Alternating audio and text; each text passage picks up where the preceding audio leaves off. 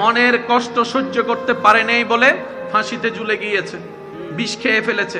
অপমান সহ্য করতে পারে নাই বলে সে সুসাইড করেছে।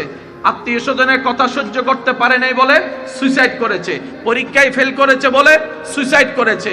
কোন প্রিয় মানুষের থেকে আঘাত পাওয়ার কারণে সহ্য করতে না পেরে সুইসাইড করেছে। কথা বলেন ঠিক কিনা? এবার আমি আপনাদেরকে বলি, আঘাতটা কোথায় লাগে? কানে, পেটে, হাঁটুতে নাকি অন্তরে? কোথায়? আরে জোরে বলেন কোথায়? কারণ ওই প্রিয় মানুষটা যার থেকে আপনি আশা করছেন তাকে আপনি ব্রেইনে রাখেন নাই, কানে রাখেন নাই, মনে জায়গা দিয়েছেন।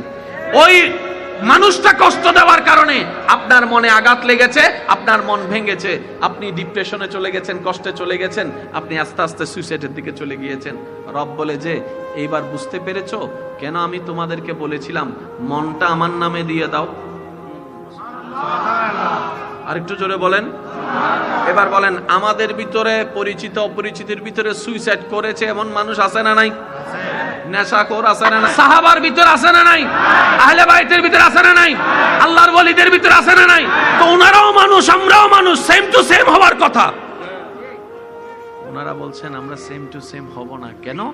আমরা আল্লাহর সেই চাওয়াটা আমরা আগে নিজের দিলটা আল্লাহর নামে করে দিয়েছি, নবীর প্রেম। যার কারণে তোমাদের অন্তরে যেগুলো আঘাতের কারণ হয় সেটা আমাদের আঘাতের কারণ হয় না।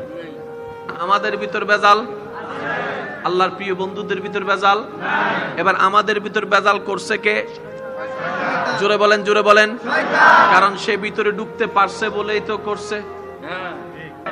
যারা আল্লাহ যাদেরকে শ্রেষ্ঠ বানিয়েছেন তারাই হচ্ছে এই পৃথিবীর অশান্তির কারণ। একটু ভাবেন, কিরে আমি তো অশান্তির কারণ হওয়ার কথা ছিল না। যে জান্নাত চাচ্ছে এখানে শান্তি না অশান্তি? অশান্তিওয়ালা তো জান্নাতে যেতে পারবে না।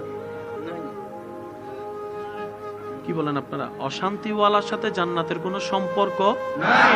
শান্তিওয়ালার সাথে শান্তির জায়গার সম্পর্ক, অশান্তির সাথে অশান্তির জায়গার সম্পর্ক।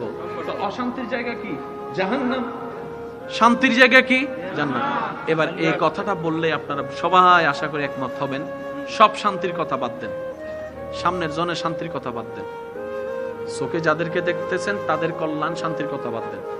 এই পর্যন্ত আমরা তো আমাদের নিয়মেই চলেছি, আমাদের বুদ্ধি দিয়ে চলেছি, আমাদের যেটা ভালো মনে হয়েছে সেটাই করেছি, মন যেটা চেয়েছে সেটাই করেছি, ঠিক আছে না? সত্যি করে বলেন তো, এই পর্যন্ত নিজের মন মতো চলে নিজের মন থেকে কয়জন শান্তিতে আছি আমরা? অন্যের শান্তির কথা বাদই দিলাম, নিজের শান্তি তো নিজের কাছে নাই। কথা বলেন না রে ভাই, কথা বলেন ঠিক কিনা? অন্যের কথা বাদই দেন, বাদই দিলাম। আমি এত কিছু করলাম, আমি নিজে শান্তি পাইলাম না।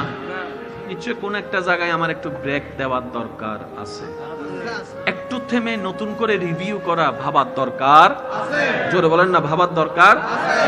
এবার ব্যক্তি মানুষ নিজেকে প্রশ্ন করছে, আরে আমার তো গাড়ি বাড়ি সবকিছু আছে দুনিয়া সচ্ছলতার জীবনে, কিন্তু এখানে শান্তি নাই কেন? রব বলে যে এই শান্তিটা দুনিয়ার কিছু দিয়ে করতে পারবি না। এখানে শান্তি যদি পেতে চাস, আমি রবের রহমত লাগবে। আর একটু জোরে বলেন না, আমি রবের রহমত ছাড়া এটা শান্তি হবেই না। একটা কথা মনে রাখবেন, এটা মাথায় এবং মনে বসায় ফেলার চেষ্টা করবেন। যতক্ষণ এটা শান্তি হবে না, কোথাও শান্তি নেই। আর এটা যদি শান্তি হয়, গাছতলার নিচেও ঘুমাই শান্তি পাবেন। আর এটা অশান্তি থাকলে এসি রুমের মধ্যেও শান্তি পাবো না। এই কথায় সবাই আমরা একমত, কারণ সব বিষয়ে আমরা দ্বিমত করার